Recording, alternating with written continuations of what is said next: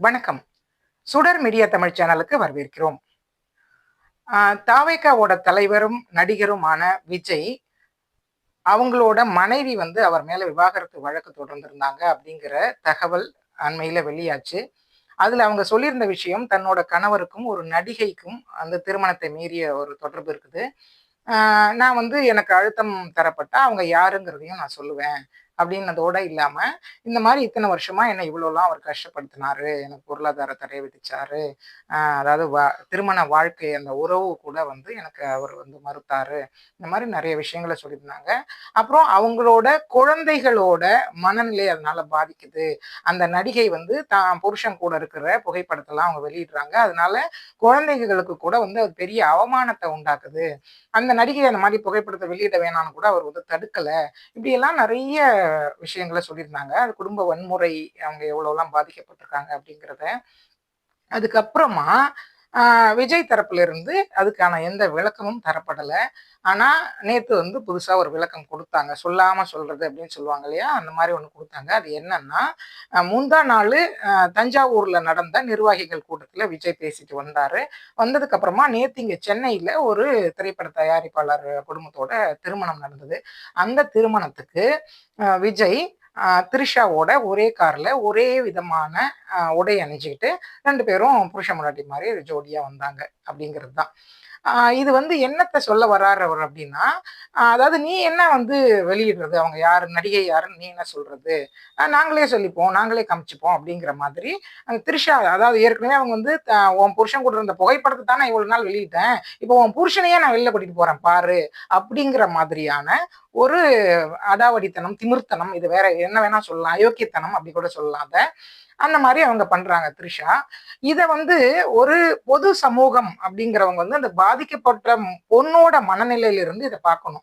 ஏற்கனவே பெண் அடிமைத்தனம் ஆண்டாண்டு காலமா இருந்து இப்பதான் எல்லாரும் கொஞ்சமா படிச்சு வேலையா அப்படின்னு முன்னேறி வந்துட்டு இருக்கிறாங்க.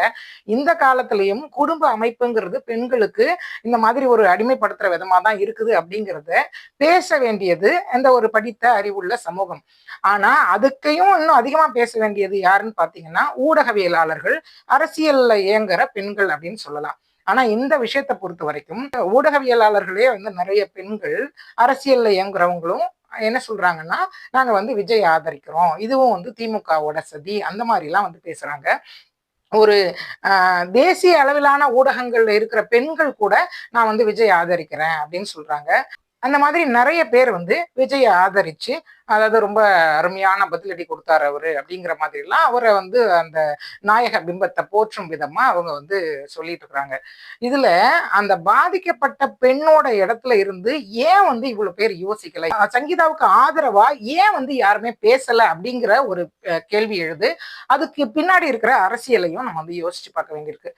அதுக்கப்புறம் பாத்தீங்கன்னா, அந்த குழந்தைங்க, அதாவது சங்கீதா தன்னோட மனுவுல என்ன சொல்லியிருக்காங்க, அந்த நடிகை புகைப்படத்தை வெளியிடுறாங்க, அதை கூட அவர் தடுக்கல அப்படின்னு சொல்லியிருந்தாங்க.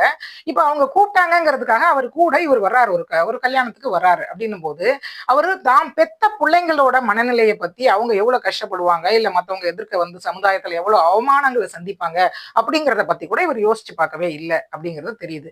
அப்ப அவங்க மனைவி மேல உள்ள அவ்வளவு பழி உணர்ச்சியை அவர் வெளிப்படுத்துறாரு. ஆனா இவர் சொல்றாரு, தோட்டத்துக்கு எல்லாம் திமுக பண்ணுது, திமுக பண்ணுதுன்னு. இப்ப 41 பேர் கரூர்ல செத்த போது கூட தமிழக முதலமைச்சர் யாரும் எந்த தலைவனும் தன்னோட தொண்டர்கள் சாகரத விரும்ப மாட்டாங்க அப்படின்னு அவ்வளவு ஒரு பெருந்தன்மையோட இந்த ஆள் விளக்கம் கொடுத்திருக்கணும். தான் இவரால அத்தனை பேர் செத்தாங்கன்னு போது இவர் விளக்கம் கொடுத்திருக்கணும். இவர் எதுவுமே பண்ணல.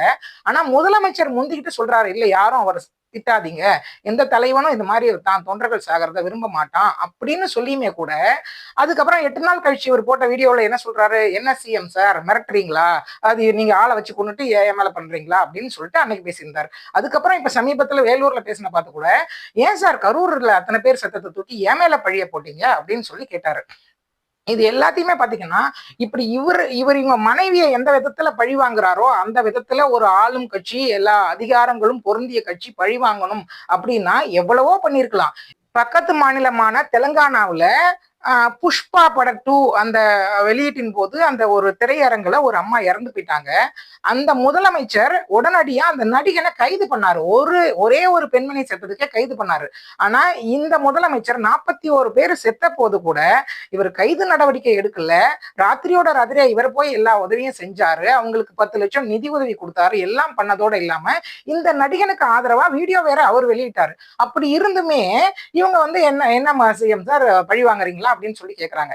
அப்ப உண்மையிலேயே அந்த இடத்துல விஜய் இருந்திருந்தா தான் மனைவியே இந்த அளவுக்கு மோசமா பழி வாங்குற ஒருத்தர் இப்போ தமிழக முதலமைச்சரோட இடத்துல அவர் இடத்துல தமிழக முதலமைச்சரோ இல்ல இன்னும் அவரோட எதிரி வேற யாரோ இருந்தா இவர் எந்த அளவு மோசமா பழி வாங்குவாரு அப்படிங்கிறதுக்கு இதை ஒரு உதாரணமா கூட நம்ம எடுத்துக்கலாம். அவங்க குழந்தைங்களை பத்தி தான் கவலைப்படல அப்படின்னா சரி, அது மனைவி அவங்க அந்த பிரச்சனையில வந்து அவர் பேசாம இருக்கிறாரு அப்படின்னு கூட வச்சுக்கலாம். ஆனா அந்த ரசிகர்கள் இவர் மேல உயிரையே வச்சிருந்து ஏற்கனவே 41 பேர் உயிரை கொடுத்துருக்காங்க, 50 பேர் அது கணக்கு மற்ற ஊர்களில் நடந்ததே சேர்த்து.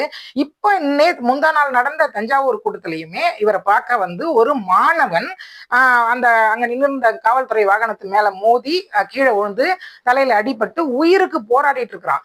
அந்த மாணவனை இவர் போய் மருத்துவமனையில பார்த்திருக்கலாம். ஆனா அதை கூட செய்யல, அதுக்கு போக முடியல அவரால். ஆனா வந்து திரிஷா கூட கல்யாணத்துக்கு வர முடிஞ்சது. அதே மாதிரிதான் 41 பேர் செத்த பார்த்து அவங்கள போய் பார்க்க முடியல.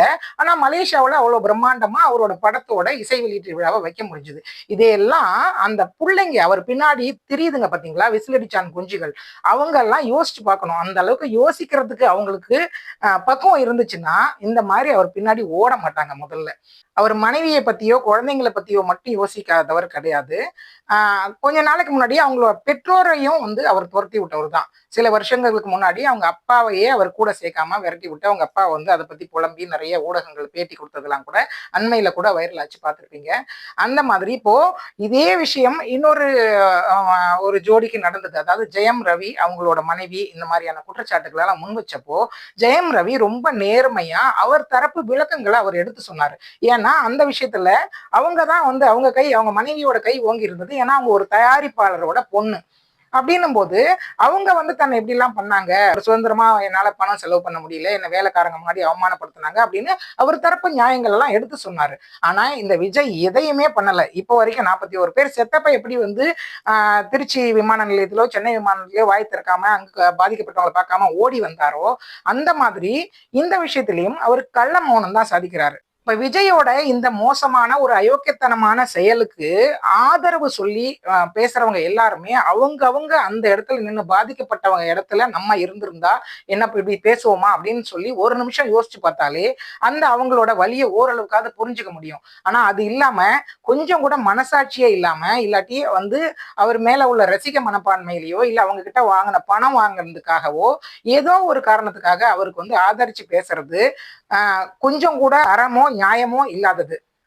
அதனால ஒரே ஒரு விஷயம் நம்ம என்ன தெரிஞ்சுக்கணும் அப்படின்னா, இன்னைக்கு இந்த அளவுக்கு தமிழகம் ஒரு வளர்ச்சி பெற்ற மாநிலமா, கல்வி அறிவுல முன்னேறிய மாநிலமா திகழுது அப்படின்னா அதுக்கு வந்து பெரியாரோட கொள்கைகளும் அந்த சமூக நீதி தத்துவங்களும் இதையெல்லாம் தான் இந்த அளவுக்கு அவங்கள வந்து வளர்த்து விட்டுருக்குது. ஆனா இந்த சமயத்துல போய் நம்ம வந்து படிக்கணும், அவங்களோட வாழ்க்கை அவங்க முன்னேறணும், அதையெல்லாம் எதை பத்தி யோசிக்காம எனக்கு பரீட்சை போனா பரவாயில்ல, என் புள்ள வந்து ஐசியூல கிடக்குது ஆனா அது போனா பரவாயில்ல, நான் வந்து விஜய் பார்க்க வந்திருக்கேன், வந்து ஏன் தாவேக்காக்கு ஓட்டு போடலன்னா வீட்டுல உள்ளவங்க அத்தனை பேரையும் விஷம் வச்சு கொண்டுடுவேன், இந்த மாதிரி எல்லாம் வந்து பிள்ளைங்களை பேச வைக்கிறாங்க. ஒரு நல்ல தலைவன் நம்ம தமிழக முதலமைச்சர் நடந்துகிட்டார் இல்லையா, இவர் யாரை எதிரின்னு சொல்றாரோ அந்த தலைவர் அவ்வளவு பக்குவமா பேசினாரு. அது கூட ஒருத்தர் பேசினாரு, நீங்க வந்து அந்த பிள்ளைங்களை வந்து தற்குறின்னு சொல்லாதீங்க, அவங்கள அரசியல் மயப்படுத்தாதது நம்மளோட தப்பு, நம்ம சமூகத்தோட தோல்வி அப்படின்னு சொல்லி. அதுக்கப்புறம் கல்வி அமைச்சர் என்ன சொன்னாருன்னா, நீங்க வந்து யாருக்கு வேணா ஓட்டு போடுங்க, ஆனா முதல்ல படிங்க, படிப்பை விட்டுறாதீங்க, உங்க முன்னேற்றத்தை பாருங்க அப்படின்னு சொன்னாரு. அந்த மாதிரி அந்த ரசிகர்களை நல்வழிப்படுத்துறதுக்கோ நேர்வழிப்படுத்துறதுக்கோ அவங்க வந்து எந்த வகையிலும் பாதிக்கப்படாம அவங்களோட வாழ்க்கை சிறக்கிறதுக்கோ இந்த விஜய் வந்து எந்த முயற்சியும் எடுக்கல, எந்த வழிகாட்டுதலையும் பண்ணல. ஏன்னா இவரே அப்படிப்பட்டவர் தான். அவங்க அப்பா இவங்க காலேஜுக்கு அமிச்சப்போ காலேஜுக்கு போறதா நம்ப வச்சுட்டு 2 வருஷம் வந்து அங்க கூட்டி சவத்துல உட்காந்து அரட்டை அடிச்சுட்டு வந்தவர் தான் இவர். 2 வருஷம் கழிச்சு தான் அவங்க அப்பாக்கே தெரிஞ்சிருக்குது. அதுக்கப்புறம் நான் நடிக்க போறேன்னு வந்து அவங்க அப்பாவோட துணையில அவரே தயாரிச்சு இவருக்காக படத்தை இயக்கி எப்படியோ இவரை வந்து மேல கொண்டு வந்து விட்டாரு. அதை விஜயே சொல்லியிருக்கிறாரு, எனக்கு வந்து பின்புலம் இருந்ததுனால அப்பாவால தான் நான் வந்து முன்னுக்கு வந்தேன் அப்படின்னு சொல்லி. அந்த மாதிரியான வாய்ப்போ வசதிகளோ எல்லா பிள்ளைங்களுக்கும் இருக்காது.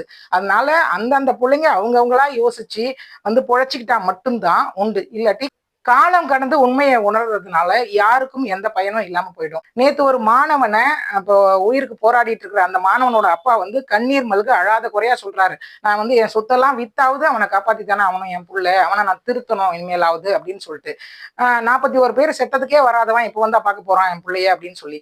அதாவது சொல்லுக்கும் செயலுக்கும் கொஞ்சம் கூட சம்பந்தமே இல்லாதவர் விஜய் அப்படிங்கிறத அவரோட பேச்சிலிருந்தும் அவரோட நடத்தையிலிருந்துமே எல்லாரும் புரிஞ்சுக்கிறதுக்கான ஆதாரம் உள்ளங்கை நெல்லிக்கனி மாதிரி இருக்குது. அதை வந்து இந்த பிள்ளைங்களும் அவங்களோட பெற்றோரும் புரிஞ்சுக்கிட்டு அவங்களா திருந்தினாதான் அவங்கவங்க வாழ்க்கையும் சிறக்கும், சமுதாயமும் மேம்படும். விரைவில் மற்றும் ஒரு விஷயம் பத்தின அலசலோட நான் உங்களை சந்திக்கிறேன். அது வரைக்கும் நன்றி கூறி விடைபெறுவது வாசுகி லட்சுமணன்.